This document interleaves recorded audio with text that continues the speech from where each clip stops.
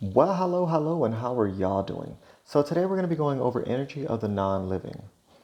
So energy of the non-living is the opposite of energy of the living, the energy we went over in the last video. Now, this energy is a very singular energy. It, the closest energy I would say that it's related to, very similar to, would be energy of the self. Energy of the self is a very singular, inward, outward pulsating energy that typically affects energy of the environment, which would be the opposite of that particular energy. But the thing you need to understand about energy of the non-living, unlike the energy of the self, is that energy of the non-living does not pulsate out. It's just a energy. Think of a battery, which is also energy of the non-living. A battery, just a small little battery, only has a particular amount of energy in it. So you can pull and draw energy from a candle or whatever. But when that candle's gone, there's no more energy to pull from. You can't pull from what there's not. So it's not like energy of the environment where it's all connected, or energy of the living where it's all connected. This is all separate energy. It's separate, not even together. It's all separate. Um, Now, talking about pulling from energy, this energy is typically associated with magic. Now, with that being said, when I say magic, I'm talking about like when people think about like an altar and have like the candles and they have the oils and all that. All of that would be under energy of the non-living. None of that stuff would be alive. Now, if they're going in depth and they're having like a dead cat and stuff like that, well, that's death and that's under life. So that's energy of the living. So that's a different aspect to it. And I wouldn't mess with that because you're going down a slippery slope. Now, this energy is one that's fairly easy to manipulate, but it's also fairly easy to be manipulated by. That being said, so let's say you're hungry, right? Just gonna give a good, easy example.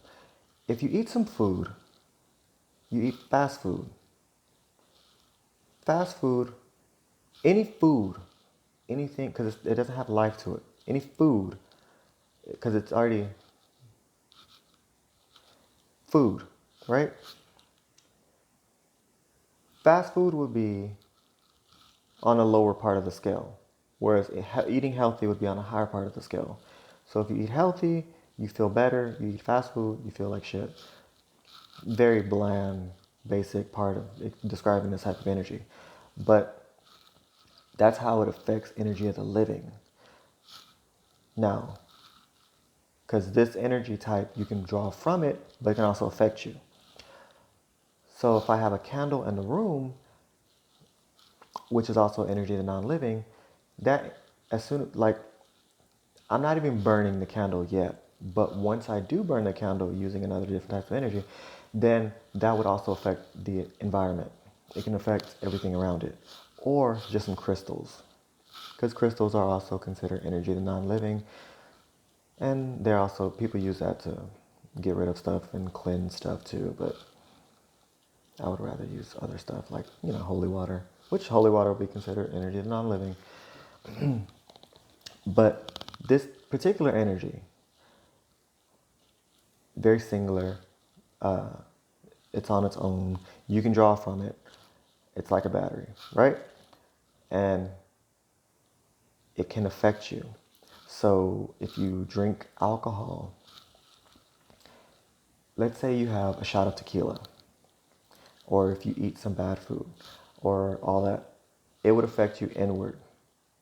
But if you have energy of the living around you in the house or whatever, and it's on a higher part of the scale because it's the thing with the energy of the living, or any part of energy, any energy type, it's a scale system. So the higher the number, the better it can affect you. The lower the number, the worse it can affect you.